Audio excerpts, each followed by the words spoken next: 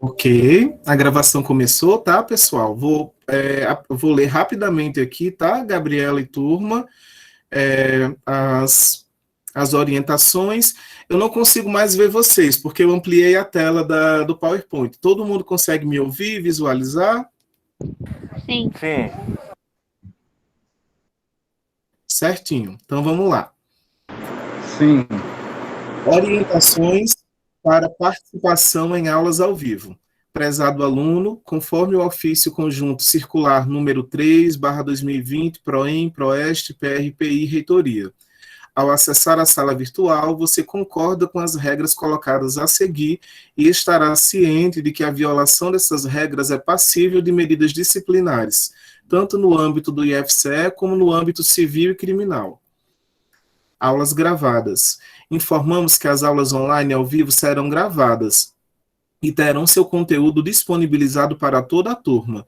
Portanto, para que possamos manter o ambiente harmônico, respeitoso e seguro entre todos, é necessário observar as seguintes regras de conduta.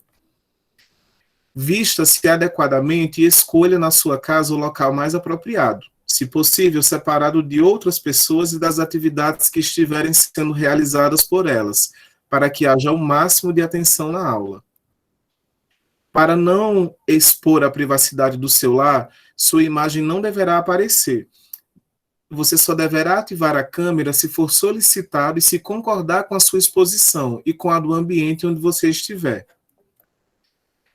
Ao acionar seu aparelho, celular, tablet, notebook ou outro, desative o microfone. Essa ação impedirá que no momento de distração você compartilhe uma fala ou ruídos indesejados. Seu celular deve ficar no silencioso.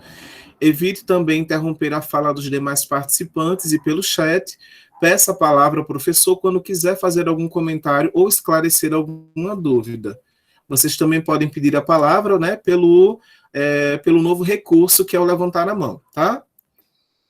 Você não deve copiar, distribuir, modificar, reproduzir, republicar, transmitir ou comercializar qualquer informação, texto ou documentos contidos nas aulas em qualquer meio eletrônico, nem criar qualquer trabalho utilizando imagens, textos ou documentos dessas aulas sem ter por escrito prévio consentimento dos envolvidos na exposição. E essas são, tá, as orientações. Deixa eu... já suspendi aqui, já parei a apresentação delas. Opa!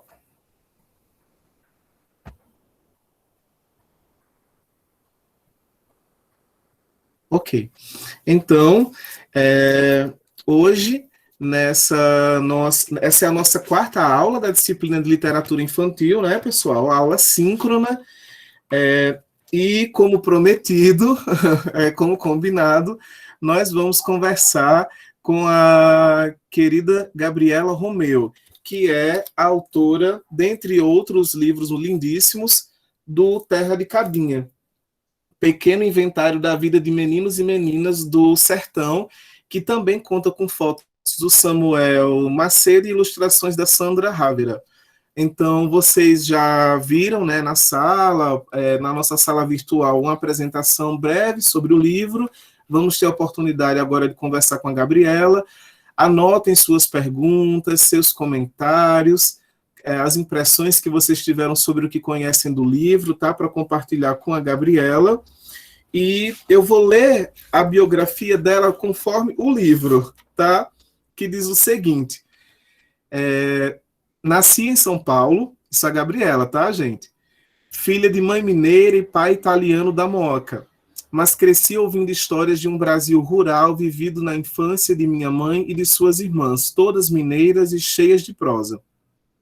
De algum modo, vivi essa infância a pé na roça, pois as histórias, quando passam pelo coração, antes de desaguarem na boca, têm esse poder. Virar jornalista foi um jeito de continuar ouvindo e contando histórias. Há 15 anos escrevo para o jornal Folha de São Paulo, onde editei o caderno Folhinha. Hoje escrevo sobre teatro infantil no Guia da Folha. Nesse tempo, viajei bastante para ouvir e registrar em reportagens as histórias de curumins, piás, guris e cabinhas, meninos e meninas do Brasil profundo. Nos últimos 4 anos, tenho percorrido muitas trilhas do interior com o Infâncias, aquele projeto dela, que inclusive tem o link lá na nossa sala para vocês conferirem. Um projeto que acredita que criança tem muito a ensinar, basta adulto querer aprender. Então, Gabriela, muito bem-vinda, muito boa noite. A palavra está com você, tá bom? É um prazer tê-la conosco. Ai, boa noite, viu? Boa noite para todas e todos. Boa noite, André, Benigna. Um prazer imenso estar aqui. De verdade, assim, poder falar, né, com esse Brasil, com esse pedaço de Brasil que para mim é bem especial, assim. Eu queria, antes de tudo, assim, né, nem é tão antes de tudo, já conversamos um pouquinho aqui, mas eu queria começar com uma frase, né, começar, antes até de qualquer outra coisa, começar essa conversa com uma frase, que é assim, ó: de quanto mais palavras pudermos nos servir, mais livres seremos. Essa é uma frase da escritora romena alemã Herta Miller, e essa frase está num livro chamado Sempre a Mesma Neve, Sempre o Mesmo Tio. É um livro de ensaios sobre escrita. E eu acho essa frase muito importante para nós, né, para mim, como uma pessoa do universo das narrativas, e acredito que para educadores, educadoras, né, sejam formais, informais, precisamos nos alimentar de palavras, né, e as crianças, contextos diversos também, né, e essas palavras, elas podem ser escritas, né, vir da cultura escrita, dos livros, e elas podem ser orais, né. As primeiras palavras que me alimentaram, claro, foram as cantigas de niná da minha mãe, foram os brincos, né, que é aquelas brincadeiras que a gente faz com os bebês, e depois, as que eu me lembro mais, foram as histórias que eu cresci ouvindo das minhas tias e da minha mãe, né, 7 mulheres, todas mineiras, então vocês imaginem, muito contadoras de histórias. Então, nesse dia, né, do pedagogo, eu queria desejar isso, né, muitas palavras, né. Então é isso. Eu vou puxar um PowerPoint aqui e deixa eu ver se ele vai dar tudo certo, né? Vamos ver aqui primeiro. Uma janela.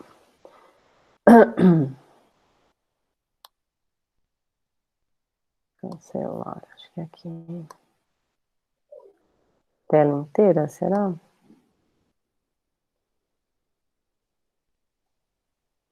Acho que é isso, tá? Eu pego aqui, não? Vocês estão vendo alguma coisa quando eu puxo aqui? Ainda não. Ainda não, Gabriel. Não, vamos ver se eu vou acertar. Eu tô acostumada a fazer isso no Zoom. Por isso que eu até mandei para você, André. Ideal para Você quer que uma janela, projete? deixa eu só tentar mais uma vez aqui. Tá. Não é essa, porque ele não está lendo todas as minhas janelas. Não é essa que eu quero. É essa. Não vem ainda, né? Para vocês. Não. Não, ainda não. É. Pode ser também uma guia, se for o caso. Vamos ver. Vamos tentar. Ou se você projetar a tela inteira, aparece toda a sua tela. Então, vamos ver. Tela inteira. Tá, mas aí... Deixa eu só fazer aqui. Compartilhar. Ele não tá dando a opção de compartilhar. Engraçado. Gabriela, com licença. Você está clicando aqui em apresentar agora? Eu tô clicando em apresentar agora, não é que não? Isso, aí mesmo. Aí vem, tela inteira, vamos ver. Uma janela, você clica em uma janela. Vou cancelar, apresentar, uma janela. Pronto. Aí, Aí você vai escolher os slides, a apresentação. eu não sei o que dá errado aqui, porque ela não tá me deixando a opção de ler, sabia? Ah, peraí, acho que agora apareceram. Vamos lá. Aqui. Ela não pega. Ô, André, pra gente não perder o tempo, eu acho que eu vou pedir para você colocar. Eu tô baixando, tá? Aqui, tá Então tá baixando. bom. Gabriela, enquanto o Se André você baixa, deixa eu quiser. só te mostrar aqui. Sim. Queria tanto fazer Eu vou isso. te mostrar aqui como é que faz, tá bom? De Quem repente, sabe? zoom um Eu quero pouquinho aprender diferente. isso, porque no Zoom para mim é tão Pronto. fácil. Vamos lá. Você vai clicar, você está vendo a minha tela, né? Então, você vai Sim. clicar aqui, do jeito que você estava clicando, você está apresentando, aí aqui vai aparecer uma janela, como você estava vendo antes. É. Você vai clicar em uma janela e vai escolher os slides. Tá. E aí, quando você clicar nisso, já vai automaticamente aparecer para todo mundo. Tá, deixa eu tentar, Benigna, vamos ver. Vamos lá. Eu acho que foi isso que eu fiz, mas...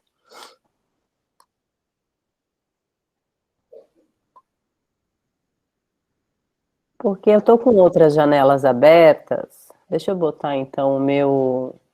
Vou fazer uma coisa, vou botar o PowerPoint ali.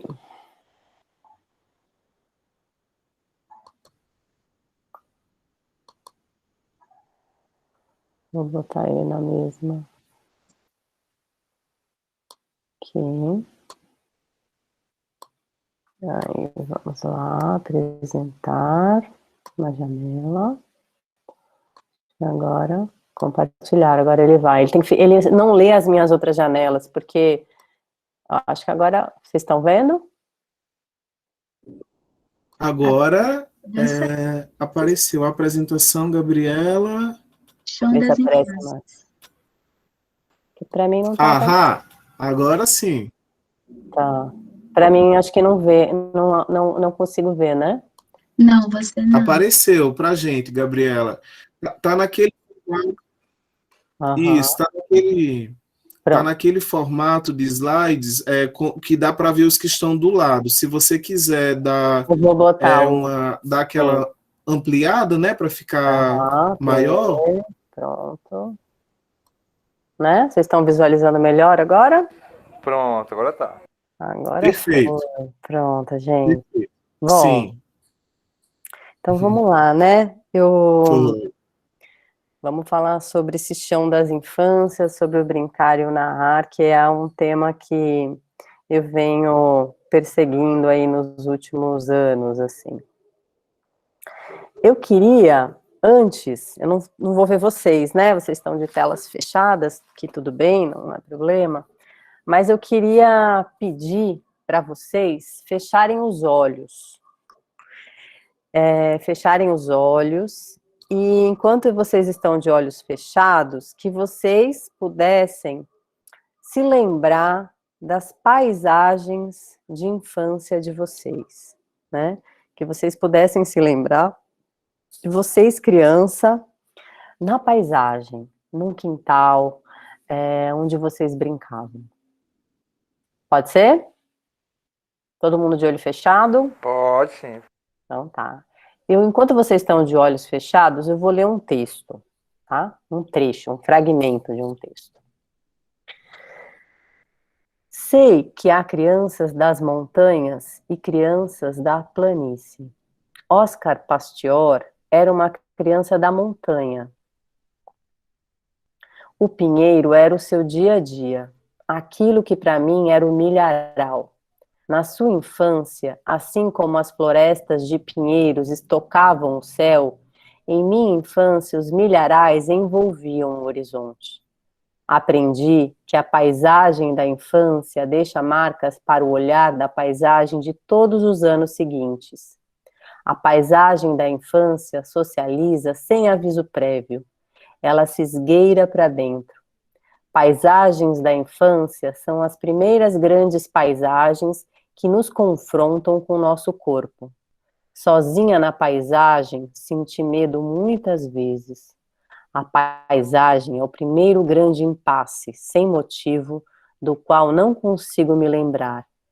Eu achava que precisava virar planta para saber como viver.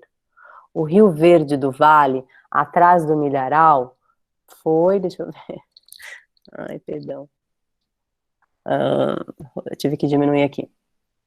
O Rio Verde do Vale, atrás dos milharais, foi o primeiro espelho exterior do meu desamparo.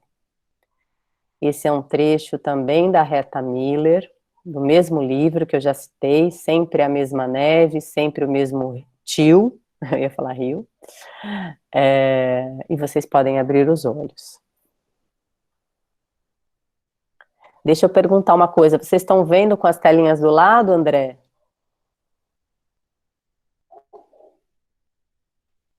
O slide? Sim, Estão vendo, Gabriela. né? Porque se eu dou o modo tela cheia, eu fico com pouca visão aqui. Mas tá bom. Vocês estão vendo, né? Sim, estamos vendo. Tá bom, beleza. Sim, Eu vou agora ficar perguntando tá aqui, eu não amplo, vejo o que né, vocês estão Gabriela? perguntando. Eu não vejo o que vocês estão vendo. Bom, podemos abrir os olhos, possivelmente vocês já abriram.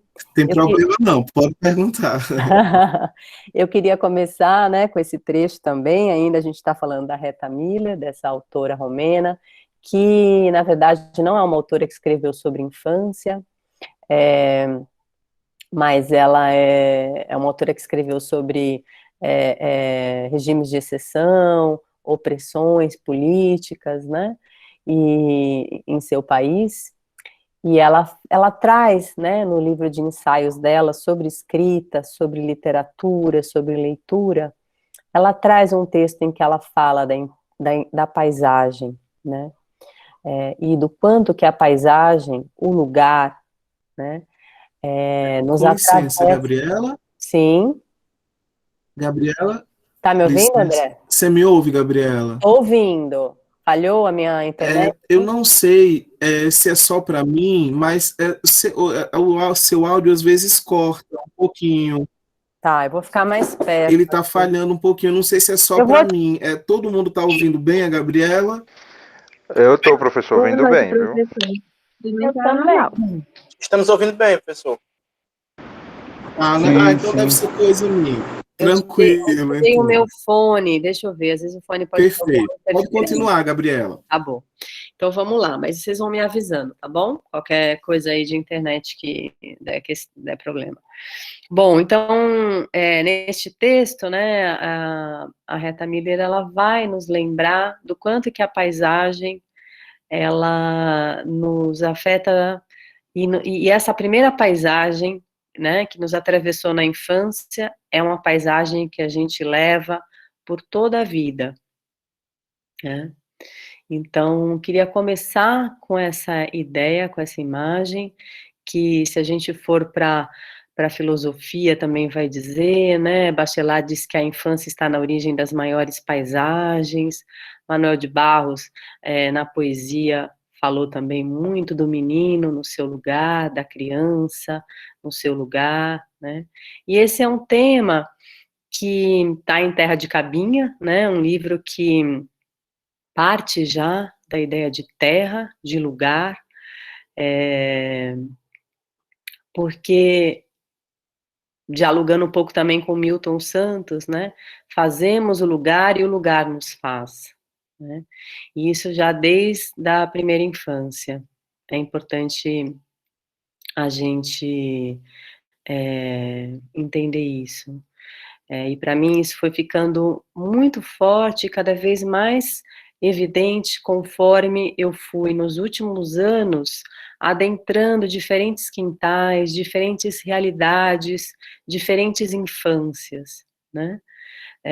Diferentes contextos de infâncias, e o quanto que aqueles contornos físicos, né, aqueles lugares que eu chamo como quintal, entendendo o quintal, essa palavra, de modo alargado, né?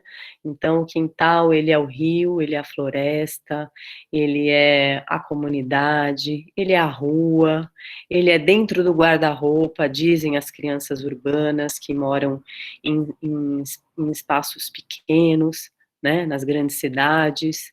Ele é também aquele lugar nos fundos de casa onde a gente guarda os nossos esquecidos, né? Aquele monte de coisas que a gente já acha que não tem serventia nenhuma, mas que para as crianças pode ser um universo, né?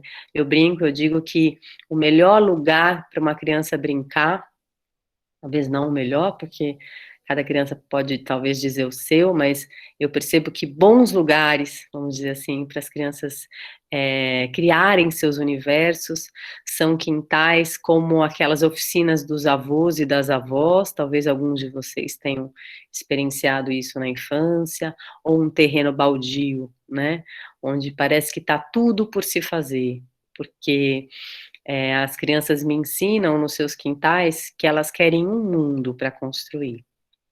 Então, eu queria partir dessa ideia, né, de paisagem, porque antes de chegar no Terra de Cabinha, eu queria trazer um pouco as ideias que eu venho trabalhando, né? Esse trabalho, ele vai dialogando com uma constelação de autores, de autoras, né? Então, se a paisagem, ela é bastante importante, né? Ela traz contornos para as infâncias. Eu também queria dizer que algo que eu percebo e que eu busco visitar nos lugares, né? Quando eu vou ao encontro da criança, eu vou em busca deste estado de infância, né? Então eu vou ler aqui. O estado de infância que experimenta e busca o mundo pelos sentidos e aprende de forma interrogante, aproxima-se de uma dimensão brincante e narrativa da vida. E é o que torna viável a manutenção do viver, aponta o filósofo Renato Nogueira. Ele diz: não se trata de uma instrumentalização do brincar para uma ação pedagógica, do narrar como entretenimento, porém da vitalidade própria de existir. A vida é fundamentalmente brincada e narrada. Brincar e narrar tornam a vida abundante. Bom, se a gente for falar de infância, a gente pode falar a partir de várias perspectivas, né? A gente pode falar a partir de uma perspectiva mais ligada à psicologia do desenvolvimento, ou mais ligada à questão jurídica, né? Então, o que é para o ECA criança, né? Para as leis. A gente pode falar de uma perspectiva mais socioantropológica, né? Eu trago um pouco isso no meu trabalho.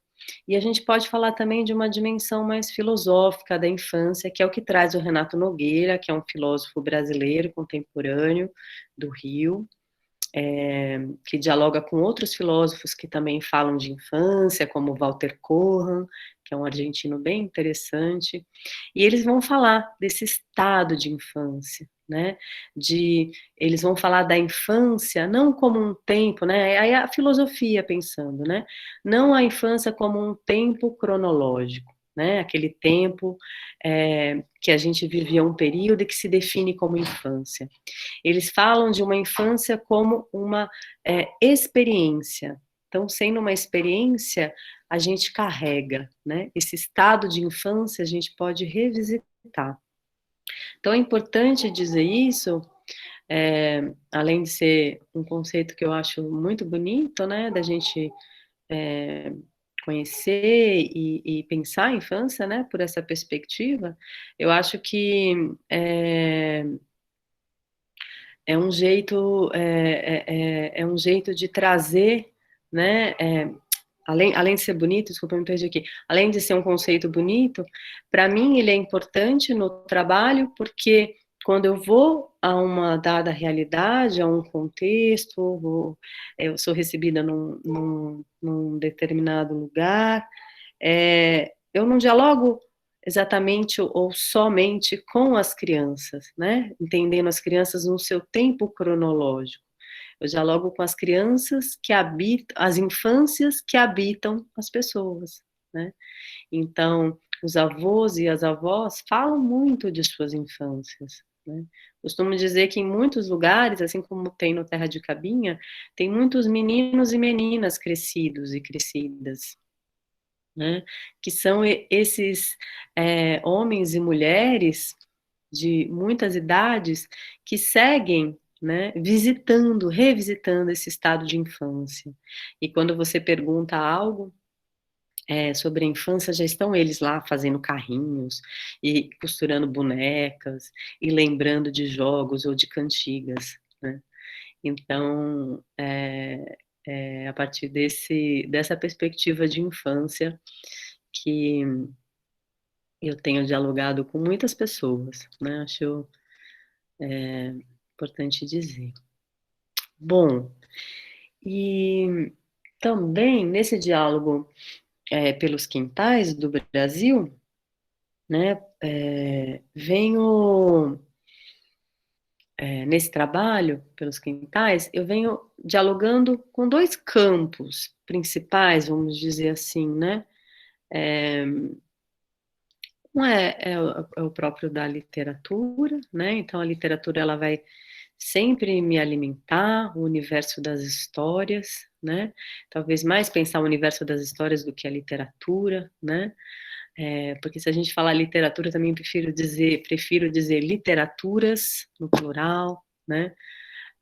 Porque às vezes a literatura vem aquele L maiúsculo e aí vem um peso, algo meio canônico, né? Então, eu acho que pensar as literaturas e com o campo da antropologia. Eu não sou antropóloga, eu não tenho arcabouço teórico da antropologia, mas o meu trabalho busca uma sensibilidade etnográfica, né? Algo que se a gente for olhar no universo da literatura mesmo, né? Alguns autores fizeram isso, né? Então tem já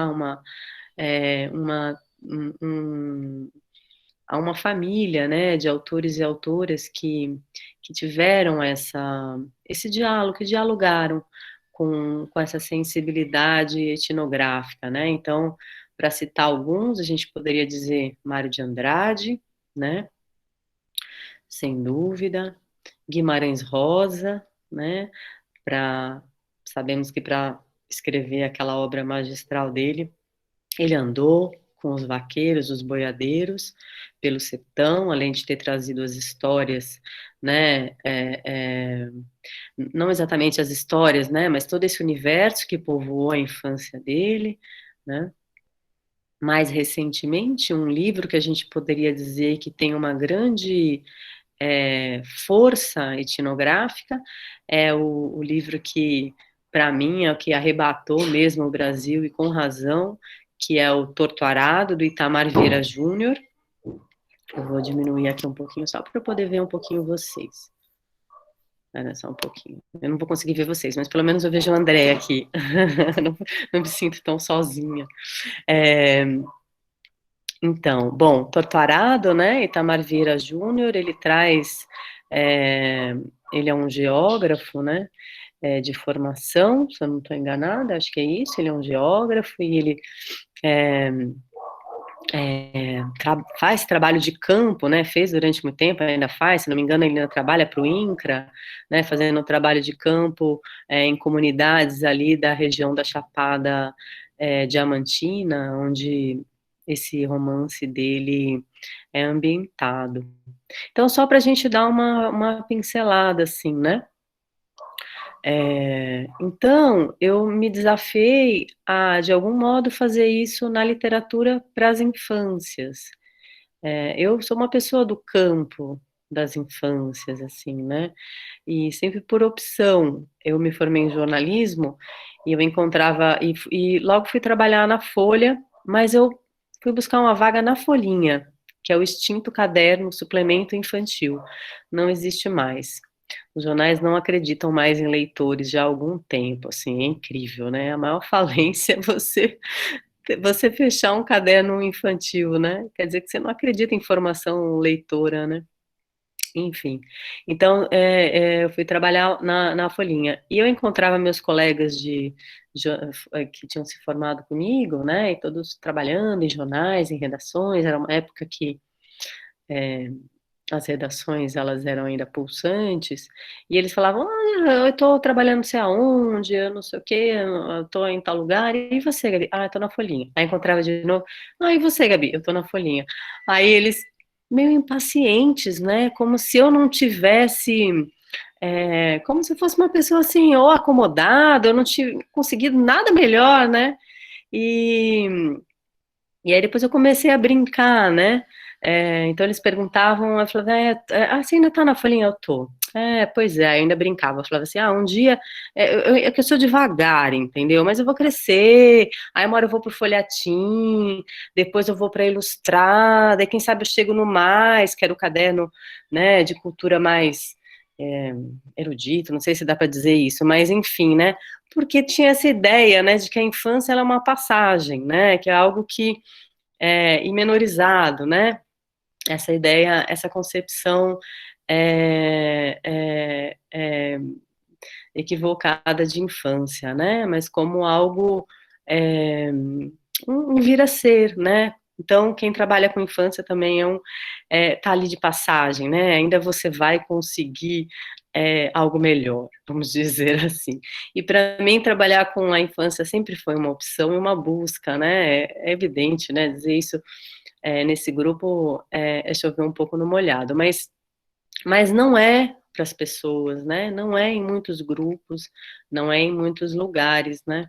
Infelizmente. Bom, então, mas voltando, eu dei essa volta, né? É, retomando aqui. Então eu dialogo com o campo da antropologia, e um dos antropólogos que tem me inspirado um bocado é o Tim Ingold, eu trouxe esse slide dele aqui com um trecho dele, né?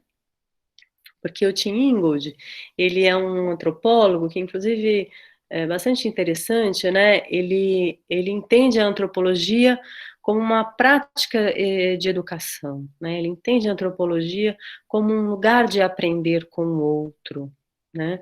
Ele acha que a antropologia é uma filosofia com as pessoas dentro. Ele fala coisas muito bonitas, assim, e então ele não é enrijecido com o próprio campo dele, né? Ele vê de modo alargado, ele questiona, ele fala: poxa, quando algo catastrófico acontece, vão ouvir os psicólogos, os psicanalistas, os filósofos, e não ouvem os antropólogos, né? E os antropólogos, eles estão ali, né? Tão próximo, né? De entender o outro, né? Por que eles não são ouvidos, né? Então ele questiona isso deles serem fechados no próprio campo. E aí ele traz coisas bonitas, como ele diz que na antropologia se chama informante, né? Chama-se de informante as pessoas que em campo, né, com quem você dialoga em campo, com quem você aprende, vamos dizer assim. Ele diz que são professores e professoras, né, então ele coloca as coisas nesse lugar. E o Tim Ingold, ele diz assim, ó: por que reconhecemos apenas nossas fontes textuais, mas não o chão em que pisamos, os céus em constante mudança, montanhas e rios, rochas e árvores, as casas nas quais habitamos e as ferramentas que usamos, para não mencionar os inúmeros companheiros, tanto animais não humanos, quanto outros seres humanos, com os quais e com quem compartilhamos nossas vidas, né? Então, eu venho nos últimos anos aprendendo, né, com os chãos, com os lugares, né, com as crianças, com suas famílias, né, com a natureza no entorno, né, a natureza ensina, né, ela é mestra, e as crianças me ensinam isso o tempo inteiro, né, o tempo inteiro elas estão nos convocando a aprender com o corpo todo, né? Quando eu vou montar uma malinha para ir em diálogo com as crianças. No Ceará mesmo, todas as vezes que eu ia para o Ceará para visitar algumas localidades e trabalhar com as crianças, dialogar com elas, eu nunca deixava de levar um calçado que eu pudesse caminhar bastante, né? Andar bastante, porque a criança, ela, quando ela é autônoma, ela tem autonomia no seu território, né? E isso acontece em muitos lugares, nas cidades grandes, isso é uma questão, né? Por vários, por vários aspectos, as crianças vão sendo confinadas, retiradas do espaço público. Claro, existe a violência, uma série de questões, mas existe também uma descrença, acho que no espaço público, né? E uma menor, um espaço menor para o senso comunitário, para a convivência, né? Então, quando você vai para uma comunidade como essa, da foto, é a comunidade Carcará, é uma comunidade quilombola, em Potengi, ali no Cariri, né? As crianças, a primeira coisa que elas fazem é te convidar para conhecer os arredores, né? E aí é com o corpo inteiro, como eu falo, né? Numa escola de sentidos, né? Com pés que estão experimentando o chão. E conforme eu vou falando isso, imagino que muitos de vocês devam se lembrando, né, da própria infância, né? Do quanto que vocês conheceram do lugar com os pés. E o Tim Ingold, ele vai dizer, ele fala, ele tem um artigo dele que chama A Cultura no Chão, né? E ele fala dessa escassez nossa de chão, ele fala de uma sociedade, das sociedades ocidentais, vamos dizer assim, que instituíram, né, a cadeira, né, como seu grande lugar de estar, né, e que aprende do mundo sentado, né. Hoje estamos nessa encruzilhada, né, em que de verdade temos que ficar, mas isso há um bom tempo, né, já era um desafio, né, e ao longo da história, da evolução humana, vamos dizer assim, né, um dos grandes marcos, né, quando a humanidade se ergue sobre os dois pés, né, e aí tem uma supremacia das mãos, da cintura para cima, né, e uma supremacia das mãos que fazem o mundo, né, e a gente relega os pés a simples máquinas de andar, quando caminhamos, né, e embotamos nossos pés. Então, enfim, tudo que a gente sabe, o que a gente vive, o que é uma história, né, que está aí, mas ele questiona isso, né, o quanto que a gente deixa de aprender com o corpo todo, né, e é isso que eu vejo muito nos quintais. Quando a gente chega, não é sentado em roda que a gente aprende com as crianças, é andando, né. Deixa eu ver se vocês têm alguma pergunta. Tá. A André está colocando aqui, só para ver se tem alguma coisa. Qualquer coisa também vocês abram, tá bom? Porque às vezes eu não consigo olhar. Bom, eu falei do Tim Ingold, né? Uma antropóloga que é da antropologia da criança, né? Que me inspira bastante, a Clarice Kohn. E a Clarice, ela diz coisas como criança não sabe menos, ela sabe outra coisa. E aqui, se eu não me engano, ela dialoga com Paulo Freire, que diz algo nesse sentido. Eu sou muito fã de Paulo Freire, mas não li toda a obra dele, então, para garantir isso, se alguém souber e puder dizer, vai ser legal, né? E ela diz, né, o quanto é importante nos fazer capazes de entender a criança e seu mundo a partir do seu próprio ponto de vista, né? Crianças existem em toda parte, e por isso podemos estudá-las comparando suas experiências e vivências.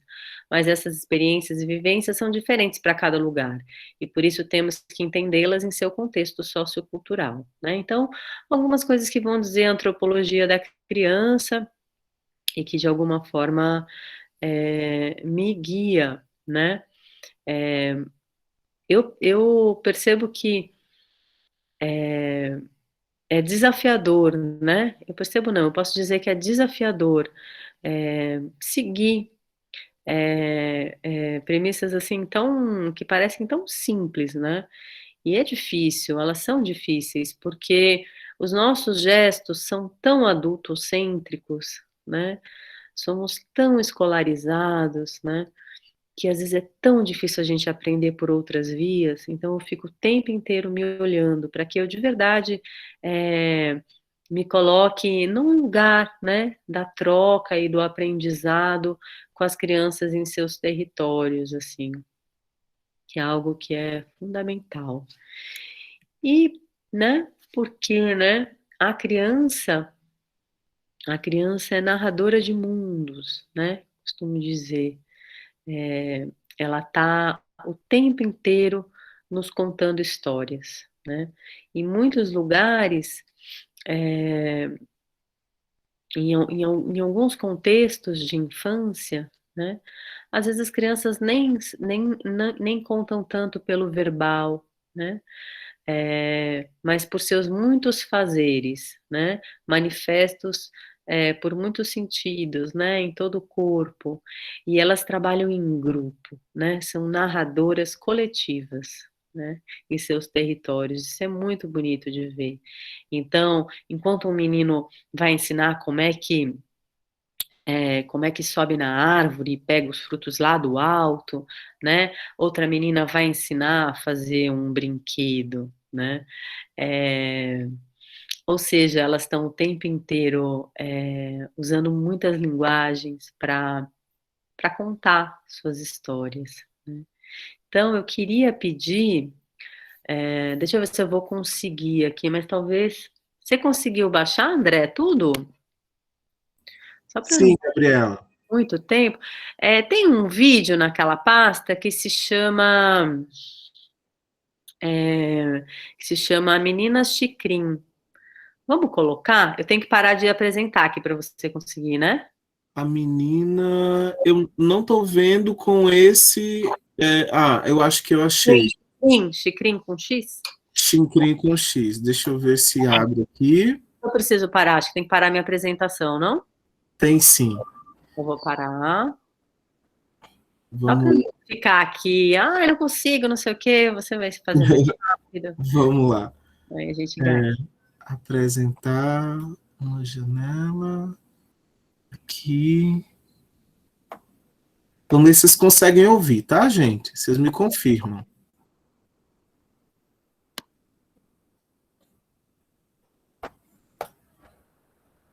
Vocês conseguem ver primeiro? Sim, professor. Sim. Sim, né? Então vamos ver se vocês conseguem ouvir agora. Sim, consegui.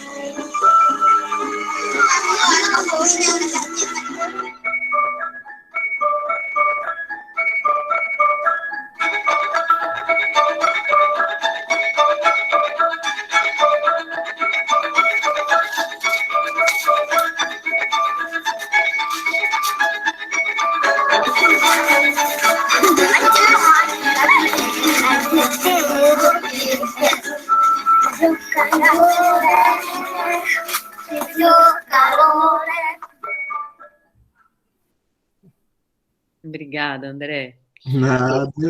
Bom, a gente viu um fragmento, né? Um trechinho, um fragmento de uma experiência nossa com as crianças do povo Xicrim, que é um povo que está ali no entorno, no Pará, no entorno da hidrelétrica de Belo Monte, né? Que vem tirando o peixe da porta deles, né? A geladeira deles. É o rio e as águas desaguando mais rápido, elas mandam embora os peixes também.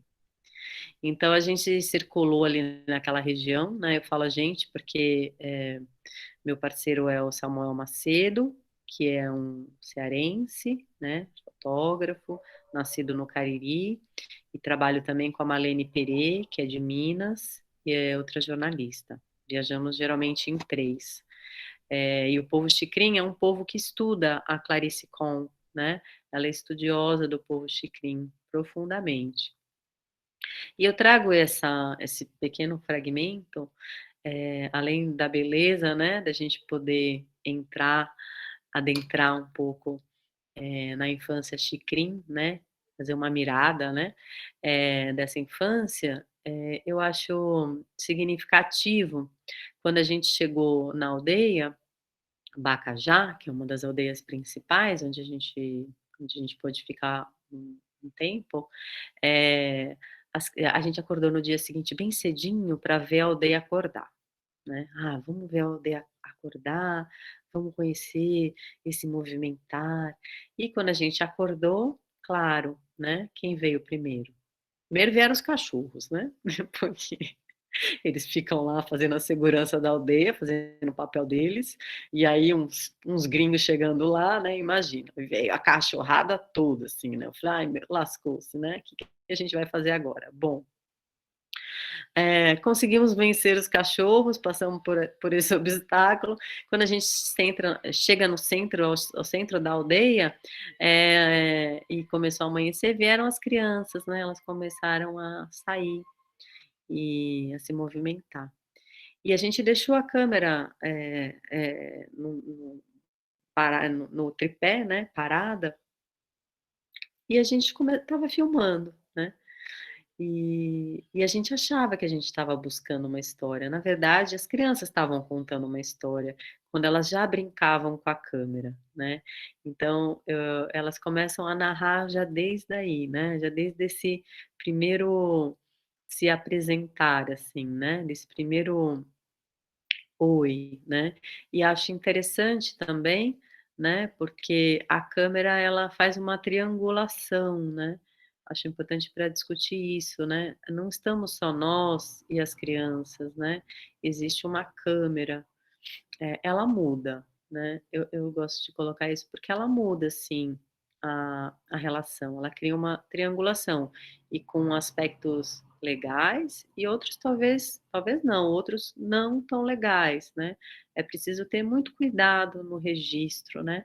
A gente foi aprendendo quanto que essa câmera ela precisa, como que ela entra, né?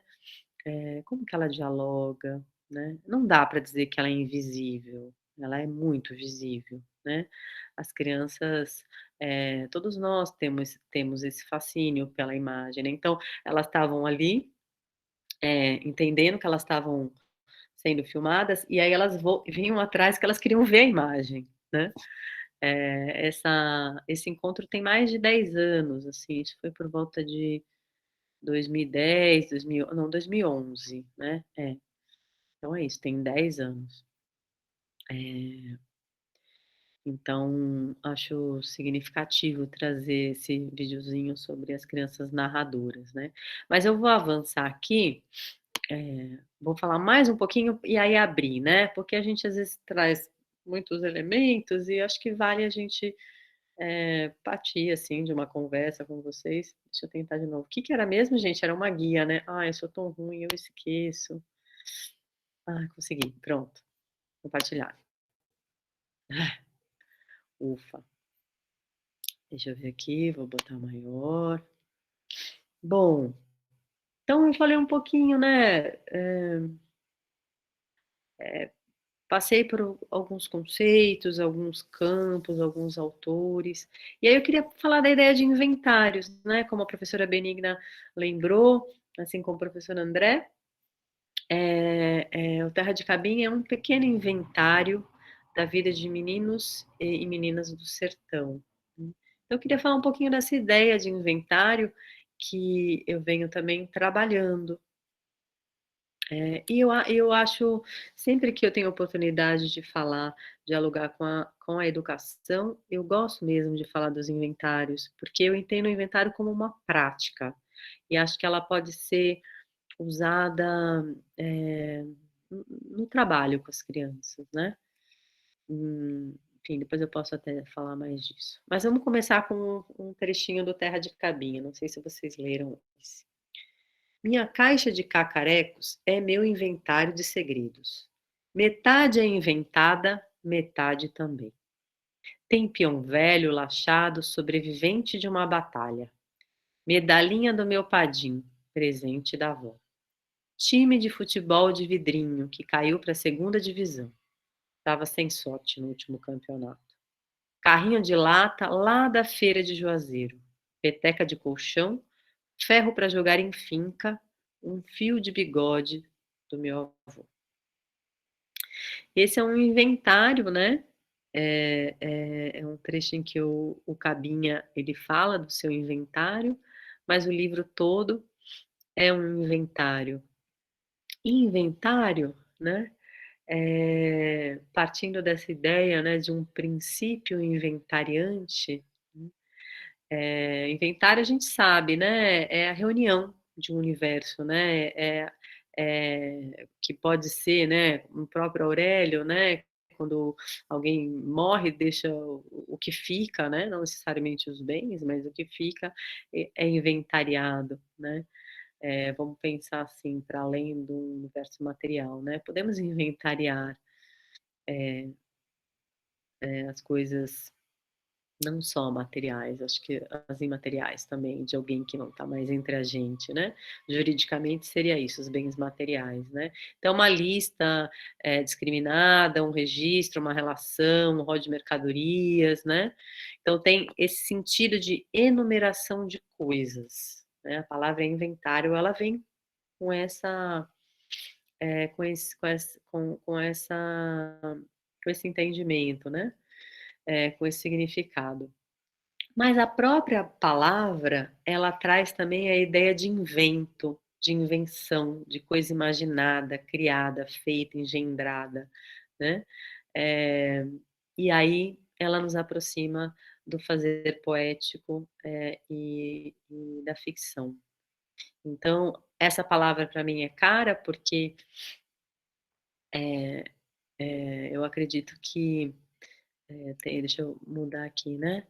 Eu acredito que somos todos inventariantes, podemos dizer assim, né?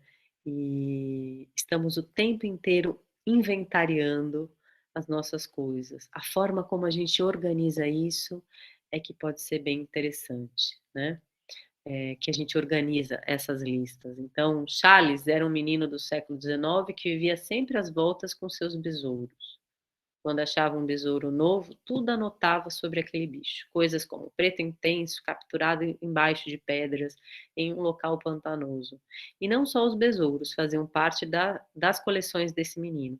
Ele acumulava conchas, pássaros, mariposas, orquídeas e até minhocas. Mas não gostava muito da escola, ia mal em latim. Gostava mesmo era de estudar o mundo animal. Bem, vocês devem já desconfiar quem seja esse Charles, né? É, alguém pode escrever aí quem é esse Charles, só para eu saber que tá claro? Se alguém se arrisca? Será que alguém se arrisca quem é esse Charles? Ninguém? Eu vou falar, mas imagino que vocês devam estar com esse nome aí, né? Charles é o Darwin, né? O Charles Darwin. E Isso foi numa exposição do Darwin que teve no Rio, eu tive a oportunidade de conhecer, e falava da infância dele. Eu registrei isso e eu trago para falar um pouco dos inventários, né? Então, a gente já criança faz, né, os nossos inventários, né? Somos inventariantes e vamos organizando essas coisas todas, né?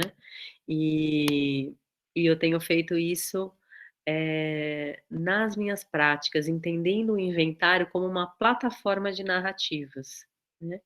Em que são feitos, né? Os inventários são feitos por linguagens múltiplas, né? Eu não disse para vocês que as crianças, né? Cada uma narra, são todas narradoras, mas elas têm muitos jeitos de narrar, que não só pelo verbal, né? Não só pela palavra falada ou escrita, né? Elas desenham, elas fazem brinquedos, elas empilham coisas e contam histórias, elas caçam, elas entram na mata e trazem um tanto do seu universo, né? Então, de muitos jeitos, elas contam, né? Assim como num trabalho com uma comunidade toda, né? Se a gente pensar, e aí envolvendo e sendo intergeracional, que é o que eu faço, né?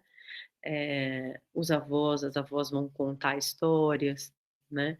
E também vão fazer coisas. Eh, Ele é fragmentado também, né? Ele parte, ele nunca é completo. Os inventários, eles são pedaços, são fragmentos, né? É multivocal, né? São muitas vozes, é colaborativo e é marcado por vestígios. E eu trago essas práticas porque no âmbito da educação eu tenho trabalhado em alguns territórios, né? Fazendo coisas como essa aqui, olha. Por exemplo, em Mangaratiba, eu trabalhei acho que eram quase 30 escolas da rede municipal de educação e fizemos um inventário colaborativo com as crianças, nas escolas, né, com as crianças, as famílias, a comunidade, né? Então, trazendo diferentes aspectos daquele lugar, né? Da cultura material e imaterial, né? Então, envolvendo o próprio lugar, né? As histórias que os lugares contam, as festas, as tradições, a questão alimentar, as brincadeiras, as histórias, né? Então, a gente fez um inventário, e nesse inventário, um dos resultados foi esse mapa de tesouros invisíveis, né? Em que as crianças desenharam aspectos culturais do seu território, e a gente foi montando esse mapa. E ele é no verso dele, né? Então aqui tem a indicação, né? Tem os desenhos como ícones, e no verso são pequenos textos em que as crianças vão nos ajudando a falar, né? Então, como que é o Saci, que elas contam por lá, né? Enfim, as histórias, os tipos de embarcação, as ruínas, né? Aspectos daquele lugar. Então, só para trazer um exemplo, né? Eu também tive a oportunidade de trabalhar em parceria com o IFAM, em Pernambuco. Isso tem uns 2 anos, e a gente fez também um inventário colaborativo, mais no campo da educação patrimonial. Aqui dialogava com literatura, era literatura e território. Então a gente trabalhava nas escolas livros como o Terra de Cabinha, né? E tantos outros. O Terra de Cabinha, ele é um exemplo de um livro que, né, que traz o território, que dialoga com o território, mas vários outros livros a gente pode trabalhar e por meio da literatura, né, ajudar as crianças a narrarem sobre o seu lugar, né, criar esse intercâmbio. É algo bastante rico. Gosto muito de fazer. Então, essas são um pouco as práticas inventariantes, né. E aí, eu terminar, eu queria ir para o Terra de Cabinha, que na verdade eu fui falando dele, né? Mas como é uma obra que vocês conheceram e acho que a gente pode conversar mais sobre ela, né? Eu coloco aqui, né? Esse é o mapa do reino de Itaperabuçu, que é um mapa mitológico do Cariri, né? E me coloco, né? Como adentrar um reino? Como foi chegar no Cariri, estrangeira, né? Meu parceiro era um cabinha, o Samuel. Então, as rotas foram rotas do afeto, né? Das memórias dele de menino ali, ele se revisitando o estado de infância, né? Dele também. Mas eu ali estrangeira, né? Então eu me perguntava, como é que eu olho? Com que olho eu olho, né? É muito sobre o olhar, assim. E claro, eu vou falar do olhar, mas eu acredito que, na verdade, a maior potência é a gente estar com todos os sentidos aprendendo de um lugar, né? Trocando, né, com a criança, porque a criança ela aprende com todos os sentidos.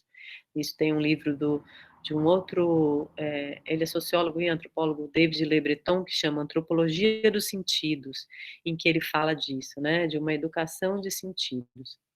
Mas eu vou falar do olhar e eu vou terminar com uma história que prometo não me alongar, já me alonguei bastante, eu me empolgo para falar e o tempo vai embora. Bem, mas quando eu me perguntava disso, eu me lembrei de uma história do Graciliano Ramos, que está em Histórias de Alexandre e Outros Heróis, mas o livro até que eu tenho é uma versão mais recente, chama Histórias de Alexandre, acho que é da Nova Alexandria, a editora. Bom, Graciliano Ramos, né, que é esse escritor tão importante da nossa literatura, ele escreve esse livro que fala desse herói, Alexandre, que é um grande contador de histórias. Alexandre era daqueles que ficava, né, uma plateia em volta dele, né, toda a comunidade ouvindo Alexandre contar as histórias ali no pé da fogueira. E ele conta uma história que eu vou contar a meu modo. Então, já aviso, quem quiser saber mesmo como Graciliano Ramos conta, tem que ler o livro, tá bom? A minha é assim. Alexandre conta que, certa feita, ele estava no mato e já estava no lusco-fusco, estava escurecendo, né? Na verdade, estava escurecendo. E aparece um bicho do nada, um bicho que ataca Alexandre e ele entra numa peleja com aquele bicho, ele não sabe o que é, mas ele consegue domar aquele animal e vai galopando nele, monta nele e vai galopando para casa. Quando chega em casa, depois de um dia de labuta, né, Alexandre amarra ali na porteira e vai dormir. No dia seguinte, quando ele acorda, ele olha no espelho e ele vê algo muito esquisito. Ele vê que ele não tem um olho. Mas se não bastasse isso ser esquisito, quando ele olha pela janela, ele vê que o bicho amarrado na porteira é uma onça. Ou seja, ele tinha tido uma peleja com uma onça, perdido um olho, galopado a onça, voltado para casa e acordado no dia seguinte e descobriu a história. Bom, se tudo isso acontece e você vê que você está sem o olho, o que é que você faz? O que você faria, André? Você descobre que você está sem olho, que você galopou a onça, chegou em casa, o que você faria? Gente, essa história é ótima. Eu não sei, sinceramente, Gabriela, acho que eu ia ficar parado. Desesperado. Não. Alexandre pega e volta para a capoeira para o quê? Para procurar o olho dele. Alexandre tem, assim, uma resiliência e uma frieza incrível.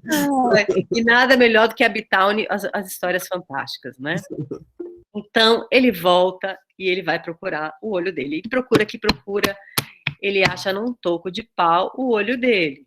Quando eu conto para as crianças, né, eu pergunto, não, aí ele acha o olho dele, e ele, o que que ele faz? Se você, depois de tudo isso, né, voltou para o mato e achou o seu olho, o que que você faria? Aí as crianças dizem, ah, bota o olho no lugar. Aí um outro fala, ah, mas antes passa um álcool gel. Já é a versão contemporânea, né? Muito álcool gel. Bom, Alexandre encontra o olho dele, ele bota o olho no lugar. Só que se não bastasse, algo ainda mais estranho acontece. Porque ele começa a ver o bucho dele. Ele vê as tripas, ele vê o fígado, o pulmão, o coração. Ele fica desesperado, porque ele está se vendo por dentro. Mas de repente ele começa a ver o sentimento dele, as lembranças, né? E ele acha, a gente está chegando aqui um negócio aqui em casa, vai ter um barulhinho. Minha cachorra vai latir. Enfim. E aí ele fala, bem, mas não é que é curioso? Com um olho, ele olha o mundo. Com outro olho, ele se vê. Né? Ele está o tempo inteiro se vendo, né? Vendo o mundo e se vendo. Na história do Graciliano, é linda, eu sugiro vocês lerem, é inspirada, ele traz histórias da tradição oral no Nordeste. O Alexandre dá um jeito que ele desvira o olho, se eu não me engano é o olho esquerdo, e ele tem um olho torto, né? Que representa, né, esse olho de quem está em cena, de quem narra, né? Que eu estou contando aqui e eu sei tudo o que está acontecendo, né? Tem uma visão ampla. Na minha história, eu digo que o olho fica virado para dentro. E aí eu tenho exercitado o olho para fora, que é ver a criança, né? E o olho para dentro, me revisitando sempre e revisitando meu estado de infância. Então, um pouco isso. Eu queria abrir para a gente conversar um pouco, a gente ir trocando, gente. Muito obrigada. Até agora. Ah, Eu vou Gabriela, tirar aqui tirar a apresentação, né? a apresentação agora um A pouquinho. gente que agradece. Já tem aqui perguntas, tá? Tem Uhum. 2 perguntas para você. É uma delícia. É uma delícia lhe ler, uma delícia maior ainda lhe ouvir falando sobre o seu trabalho. Né? Tem uma pergunta no formulário de frequência dos meninos, né, da turma aqui, que é como que eles avaliam a relação entre a conversa com você e a formação deles e delas. E depois eu vou mandar para você as coisas que eles estão falando, porque é tudo muito bonito e muito, muito poético e verdadeiro em relação a esse encontro que a gente está tendo. Mas vamos às perguntas, tá? Quem tiver mais para fazer, vai aí gestando, pensando. A Karine Uchoa diz o seguinte: como é se sentir escritora, criadora de mundos e fundos, todos muito únicos? Como é saber que, através das narrativas, as pessoas podem adentrar em novos mundos como se fosse um rio profundo? Karine, hiperpoética. É linda a sua fala. É Karine ou Karime? Karine. Karine. Uhum. Ah, Karine, eu acho que você já traz junto ali coisas tão bonitas, né? Eu acho que primeiro é uma grande responsabilidade, né? E aí, no caso, quando eu trago essas histórias que dialogam com territórios, né? Com infâncias, né? E não deixo de revelar, né? Que é um contorno, né? De um determinado olhar, né?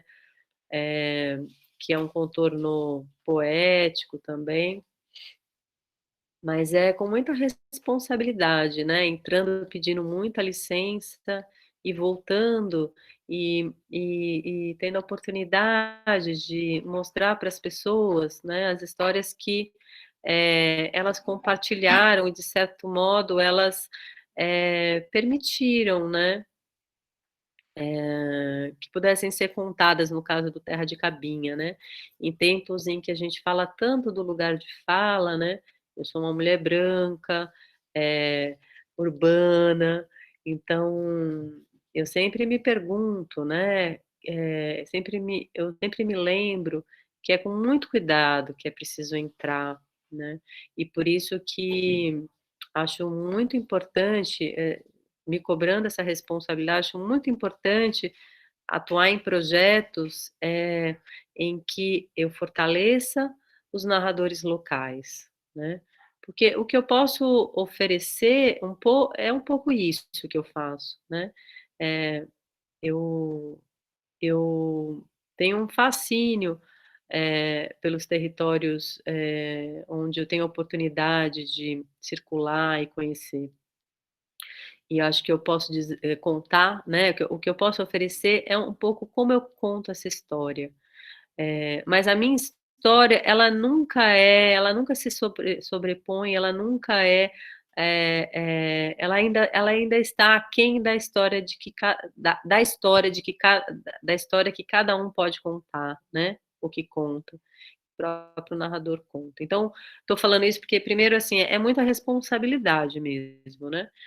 Eu tenho outros livros, eu trabalho também com universos mais puramente ficcionais, mas esses trabalhos que estão, né, no diálogo com a não ficção, com contextos e territórios, então eu te diria isso. E, e fora isso, né, você falou desse subterrâneo, né, eu acho que é um trabalho de ponte, assim, sabe? Eu acho que os artistas, eles podem ser pontes, né? Eles podem servir de pontes entre universos, realidades, infâncias, né? Então, eu acho que eu trouxe essa imagem do rio que eu acho bonita, né? E me vem também essa das pontes, né? Eu acho que a gente pode servir de pontes. E é muito rico quando eu vejo pessoas de outras regiões do Brasil, de outros sertões, né? Entendendo o sertão de modo alargado, assim, de outros sertões, se identificando muito com as narrativas do Terra de Cabinha, né?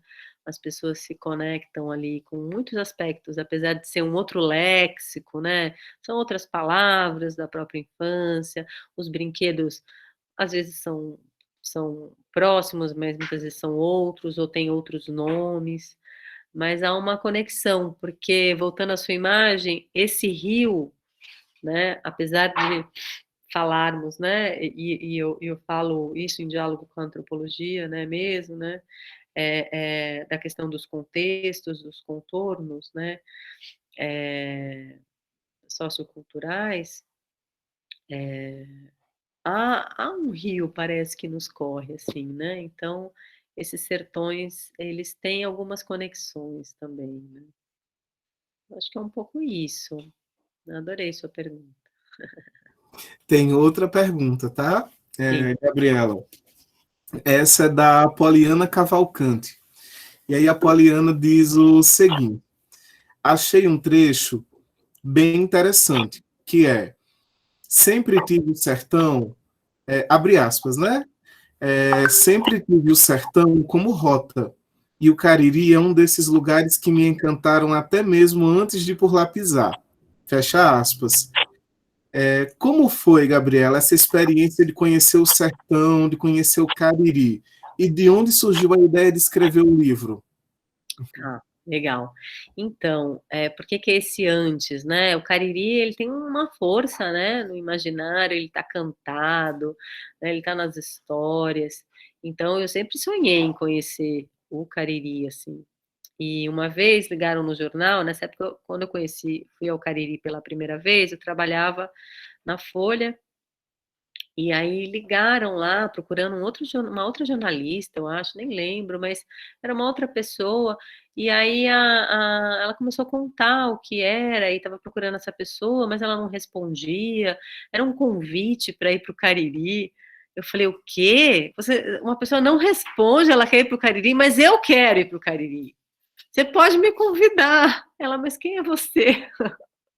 Enfim, né, foi assim, aí me apresentei, eu falei: "Não, olha, eu posso fazer uma matéria para o caderno das crianças, tão legal", e era justamente para ir para o Cariri e conhecer a Fundação Casa Grande, Memorial do Homem Cariri, que é uma instituição, muito inspiradora, muito significativa, né, na área da infância.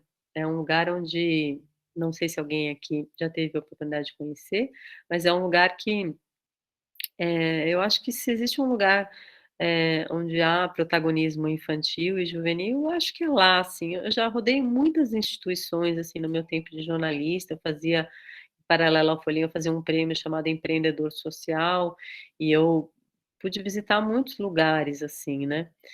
E isso sempre me tocou muito lá na Fundação Casa Grande. Mas enfim, foi assim, procurando uma outra pessoa e eu disse: "Não, eu vou, eu vou, eu vou". E aí veio, né, descobri a palavra cabinha, que eu não sabia, né, comecei a pesquisar e vi cabinha, eu falei: "Nossa, eu vou para a terra dos cabinhas", né. E aí o livro surgiu aí, ele surgiu com um título, mas enfim, aí fui como jornalista, isso foi em 2008, 2009, já tem um tempo, né. E lá eu conheci o meu parceiro, que é o Samuel Macedo. E eu estava já achando que minha trajetória no jornal, eu já tinha feito o Mapa do Brincar, que é um projeto que reúne brincadeiras de todo o país, eu tinha feito muitas coisas que eu já tinha me dado, né, achava que eu tinha feito um percurso lá e que eu precisava fazer um outro caminho meu, assim. E sabia que o jornal para crianças ia acabar, né, tinha muitas indicações disso, eu achava uma pena, mas eu pensava: "Bom, eu preciso descobrir como eu trabalho com infância, né, sigo trabalhando com infância, né". E aí foi nessa época, então o livro surgiu com um título, né, um título, Terra de Cabinha. E aí eu fui perseguir essa ideia, o que que é a terra de Cabinha, né? Que lugar é esse? Quem são os cabinhas, né? Como eles brincam? Quais são as histórias dessa infância? Quais são as festas? E aí eu fui para o Cariri durante 2 anos para fazer o livro. Foram foram viagens que ocorreram ao longo de 2 anos. E por quê, né? Eu precisava estar lá em diferentes épocas, né. A infância e também a cultura, ela vive um calendário. Na verdade, nós vivemos um calendário muito ligado à natureza, e a gente anda nas cidades, né, eu não vou dizer por vocês, eu vou dizer por São Paulo, por grandes cidades, mas muito desconectado muitas vezes desse calendário, né. E em muitos lugares esse calendário ele é bastante presente ainda, né. E então eu precisava estar na Semana Santa no Cariri, eu precisava estar na época de Reis, eu precisava estar, eh, no São João, né, enfim. Então eu voltava em diferentes épocas, para quê? Cada época eu vivia, porque eu não queria que chegar lá fazer algo que eu fazia como jornalista, muitas vezes, porque era assim que era possível fazer, né. Chegava lá no São João para perguntar como era a época do reisado, né. Alguém te conta, mas você não vive aquela experiência. Eu queria viver a época, queria percorrer ali junto, né, com as crianças, aquele folguedo, aquela época em que a terra fica batidinha e vai jogar peão, né. Então foi importante voltar em diferentes épocas. E esse é um trabalho que, eh, eu chegou uma hora eu falei assim: "Bom, o que eu posso fazer é um pequeno inventário, né", porque o Cariri ele é vasto, né, ele é, enfim, uma vida não seria suficiente, né. E e aí eu falei: "Bem, eu vou escrever um pequeno inventário, né, sabendo que é fragmentado, né, que tem o alcance de um tempo", né. Então foi isso, assim. Agora eu estou participando de um trabalho com uma companhia teatral em São Paulo, e eles estão fazendo uma montagem que tem ali parte do Terra de Cabinha, do Meninos e Reis, que é um filme que depois, se André, eu posso passar para o André, ele pode compartilhar. É um filme que traz o reisado ali no Cariri, né? Um documentário. Então eles partem disso, e aí a gente ia voltar para o Cariri, né? Ia uma trupe, nada foi possível, né? Porque por conta da pandemia, mas a gente está revisitando, conversando com mestres também, assim, online, né? Eles estão montando, eu vou escrever a dramaturgia junto com a diretora, que vai dialogar, né? Então, para mim, eu fiquei muito feliz, porque um tempo depois, né? Acho que 8 anos depois, eu estou revisitando também, de algum jeito, né? Não fisicamente agora, o Cariri, para escrever e poder trazer histórias que eu não trouxe por várias questões no Terra de Cabinha, né? Então, não tem fim, né? Essas pesquisas não têm fim. Gabriela, tem mais algumas perguntinhas. Vamos lá. O João de Deus fez uma pergunta logo quando você começou a responder a da Poliana. Eu acho que elas se encontraram. Ele pergunta o que levou você a escrever um livro tão lindo e cheio de cultura da infância do sertão do Cariri. Então, eu imagino que você tenha respondido, mas se você quiser retomar, tudo bem. Pode falar, fala, André. A Rafaela fez uma pergunta em seguida, que eu acho que elas se conversam. Ela diz assim: em meio às vivências em diversos territórios abordando a infância, há algo que marca uma característica comum em toda essa diversidade de ambientes, infâncias e brincadeiras? Tá. Então, assim, a outra questão, né? Eu só complementaria que acho que eu respondi sim, de algum jeito, mas eu complementaria que, de alguma forma, eu acho que toda vez que eu vou para esses muitos Brasis, para mim é como se eu estivesse revisitando também a infância da minha mãe e das minhas tias, porque eu digo que a minha primeira incursão etnográfica pelas infâncias foi pelas histórias que elas contavam do tempo de menina delas, né? Eu fui criada num quintal com primos e primas, né? Imagina, 7 mulheres, né? Cada uma teve 2, 3 filhos, então eram muitos primos e primas, fora agregados e amigos e tal.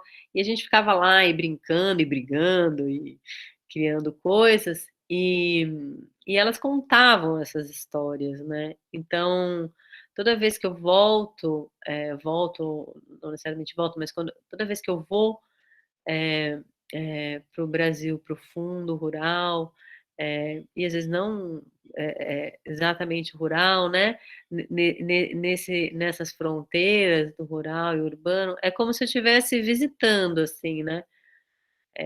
Essas histórias que me marcaram, porque, assim, voltando ao que fala a Herta Miller, né, são paisagens que se inscrevem em nós, e elas, às vezes, pelas palavras, né. Então, quando eu chego, por exemplo, num lugar que é Matias Cardoso, é no Vale do São Francisco, entre Minas e Bahia, e é uma Minas bem baiana, assim, bem na divisa, e me lembra muito, assim, a Bahia, né, as histórias que eu ouvi, o que eu comi, as pessoas que me receberam, era como se eu tivesse no quintal da minha avó, assim, né.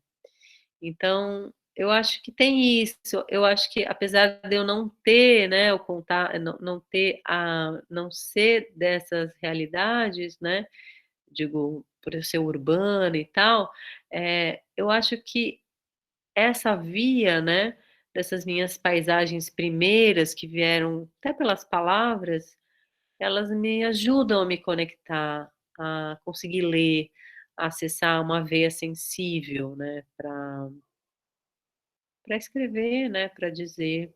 Eu acho que é um pouco isso. E a segunda pergunta, como que é? Acho que eu esqueci. É sobre a Rafaela. Ela pergunta, no meio de tanta diversidade, de tantas multiplicidades das infâncias, se há um traço comum nisso tudo. Eu digo que é o brincar, Rafaela.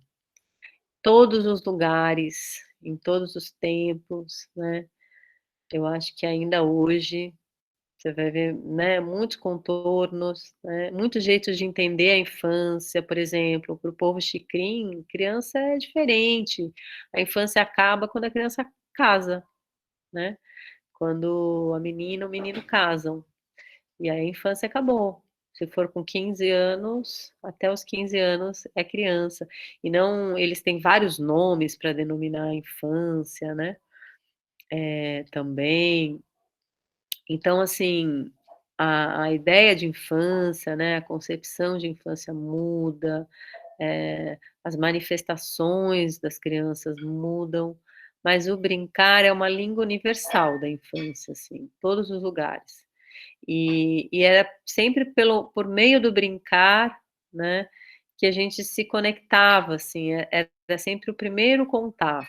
Então, lá as crianças Xikrin, né, que eu mostrei aquele vídeo curtinho, elas não falam português, entendem pouco, né, elas quase não saem da aldeia, alguns brancos, brancas, visitam, mas, enfim, elas não falam, elas falam a língua materna. E aí a nossa conversa era pelo brincar, assim, brincando a gente se entendia, né, não era exatamente pelas palavras. Então é a língua universal da infância, em todo lugar, o brincar ele é a língua materna, assim, né, tá junto com a língua materna, vamos dizer assim, né, daria para dizer que tá junto, as crianças brincam em todos os lugares, essa coisa que falam: "Ah, a criança hoje não brinca mais, criança gosta de tecnologia", eu não acredito nisso. Eu acho que sim, a tecnologia, os celulares, os iPads, as telas, elas são um brinquedo, elas são pra gente, a gente brinca com o celular, não é, assim, sei lá, eu nem tenho jogo, eu não gosto, nem tenho jogo no meu celular, não tô falando brincar nesse sentido, é um brinquedo, né, a gente descobre coisas, o mundo tá ali, é fascinante pra gente, é também para as crianças. Mas eu acho que a gente não deve, como adultas e adultos, né, e mediadores culturais, assim, independentemente se somos, professores, né, ou educadores formais, não formais, mas como pessoas mesmo, né, que tem um vizinho, uma vizinha criança, né, somos mediadores culturais, né. A gente precisa acreditar sim na força, né, da infância e não cair nessa de que: "Ah, não brinca mais, então, não vamos". Eu já vi crianças urbanas, assim, com todos os apetrechos high-techs, né, com todos os jogos e tudo mais, verem o fascínio que é um bilboquê, quando um brincante pegou um bilboquê, né, aquele brinquedo que você abre aqui e ele pula, aquilo exerce um fascínio, tem tecnologia também. Os carrinhos, né, que as crianças fazem são super tecnológicos. Pensa o quê? Pegar o chinelo do quintal, né, pegar um pedaço de arame, arrancar um prego e fazer tem um que fala como que é? Um hidráulico, um carro com, como é que fala, gente? Motor, não é motor?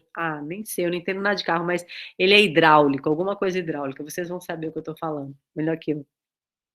Enfim, tem tecnologia, então a tecnologia está aí, a gente tem fascínio, mas existe tecnologia em muitas coisas, né. Então nós como os mediadores culturais, né, porque a criança, ela tem um mundo, ela quer um mundo para ela construir, o lugar para ela brincar é um terreno baldio, para mim sabe, é um lugar com tudo por fazer, mas nós, adultos, podemos dizer: "Certo, você pode construir o mundo, e eu também posso te apresentar, né, tem um legado desse mundo que eu posso te apresentar, né, que são as muitas histórias que a gente pode contar, as cantigas, né? Tudo que o homem já falou sobre o céu, né? Então, a gente está mediando o mundo o tempo inteiro, né? Então, acho que um pouco é isso. Ótimo, Gabriela. A gente já está se encaminhando É, para o final, tá bom? tá. Eu quero, assim, agradecer imensamente em nosso nome do IFCE Campus Canindé como um todo, seu aceite o nosso convite para estar aqui. Em 2016, quando eu li pela primeira vez o Terra de Cabinha, lá na FAI, né, na Faculdade de Educação da UFMG, não fazia ideia de que anos depois a gente estaria aqui juntos falando do Terra de Cabinha, falando com essa turma incrível que a gente tem no curso de licenciatura do Instituto Federal do Ceará, no campus Canindé. As avaliações todas, os comentários todos são extremamente positivos em relação a tudo que você disse, e eu fiquei lembrando o tempo todo do episódio que você narra no Pós-Fácil, que você também chama de Pós-Terra de Cabinha, quando você narra aquela situação que você e o Samuel estavam andando de carro, e aí quase esbarram numa senhora que olha para o Samuel e diz: espia o mundo, menino. E aí você diz o seguinte: espiar o mundo é o que eu mais gosto de fazer. Acho que por isso virei jornalista e documentarista. Espiar com os olhos, os ouvidos, todos os sentidos, mais o coração. Depois de espiar, gosto de espalhar. Foi o que fiz neste livro. E estou certo de que foi o que você fez também hoje, nessa noite aqui conosco, partilhando, espalhando essas histórias dessas crianças do Cariri cearense, de outros lugares. E só muitíssima gratidão, muito, muito obrigado pelo tempo, pela generosidade, pelo carinho conosco. Aqui nós temos professoras e professores em formação, então é muito importante para essas profissionais e para esses profissionais estarem em diálogo e em contato tanto com obras sensíveis e bem cuidadas como a sua, mas também tendo essa oportunidade de conversar e de dialogar diretamente com você. Professora Benigna, você está por aí? Sim, André, eu estou aqui maravilhada, encantada. Eu quero só agradecer, eu até escrevi aqui, porque eu achei que não daria tempo de dar uma palavrinha final pelo adiantado da hora, mas eu me lembrei muito dessa frase do Juan, né, quando ele diz que quem não percorreu o seu passado, não cavou, não comeu, não conhece o mistério que está por vir, porque eu acho que não só a obra, mas essa fala lindíssima que a Gabriela nos trouxe, é um pouco disso, né, de cavar no passado, a começar pela dinâmica que você propôs, Gabriela, de fecharmos os olhos. Eu, por exemplo, fui a um tempo muito distante, né, para lembrar um pouco daquelas imagens, e foi uma lembrança muito bonita, porque o tempo está tão difícil, é tão triste, e são tantos desencontros, são tantas partidas imprevisíveis, ninguém estava preparado, então, de repente, voltar para aquele tempo da infância, em que tudo estava na possibilidade, né, na linha tênue ali do que ainda poderia vir, começou muito bem, começou com uma imagem muito bonita e está terminando com uma imagem mais bonita ainda de ver o fim desse encontro, que parece muito mais um começo. E, assim, para encerrar, Gabriela, esse meu agradecimento, eu queria só indicar, eu acho que até você conhece, todo mundo deve conhecer também, mas é um CD lindíssimo da Nausete, intitulado Meu Quintal. Sim, linda. Conhece? Tem um trechinho no Meu Quintal que ela diz assim, na canção, né? Depois vocês podem até ouvir. Na própria canção Meu Quintal, ela diz: o meu quintal me diz que tudo vai dar certo. Então, assim, essa fala tão bonita que você nos presenteou no Dia do Pedagogo, simbolicamente também um encontro muito bonito, essa fala me diz que tudo vai dar certo, apesar de tudo, tudo vai dar certo, assim como o Quintal também fala isso. Então, muito obrigada por esse encontro, obrigada, André, por ter nos possibilitado isso, e obrigada a todos os meninos e meninas que vieram, né, assistir, que se deram esse presente também. Eu acho que aproveitar as oportunidades é também um ato de resistência e um ato de delicadeza, aproveitar apesar dos pesares. Então, mais uma vez, muito obrigada mesmo. Tchau, tchau. Muito obrigada, Benigna, muito obrigada, André, toda a turma, né, as perguntas todas, onde tiver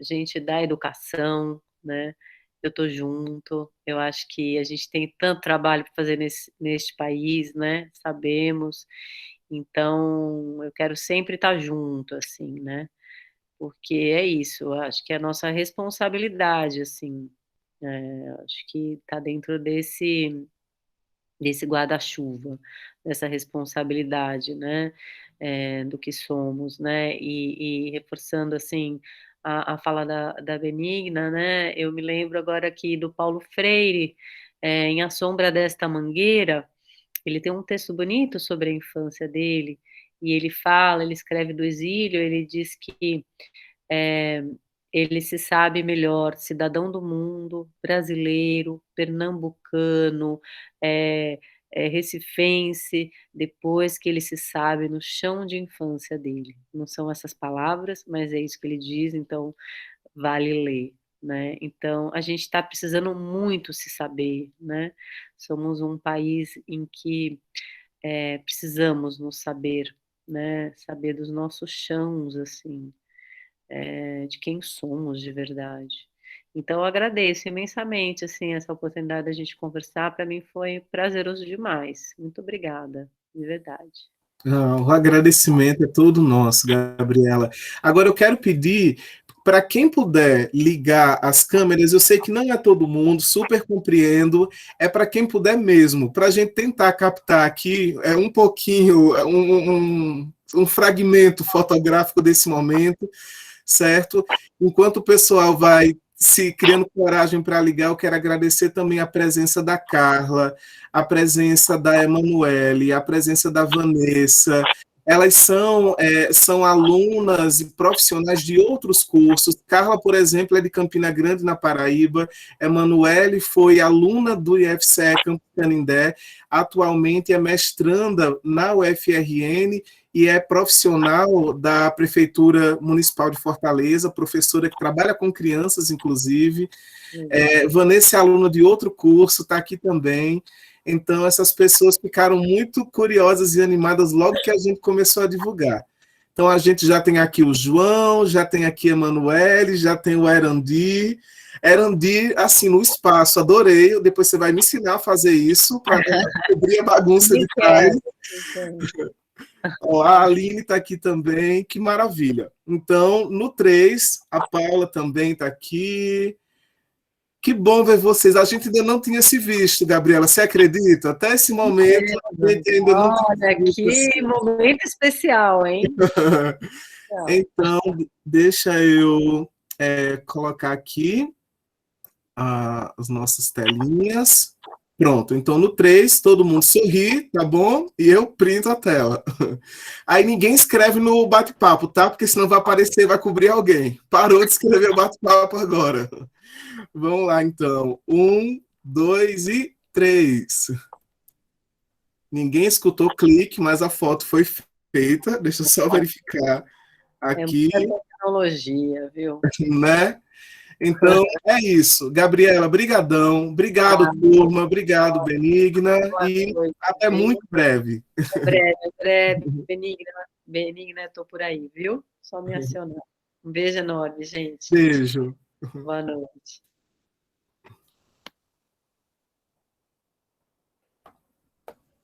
Professor André.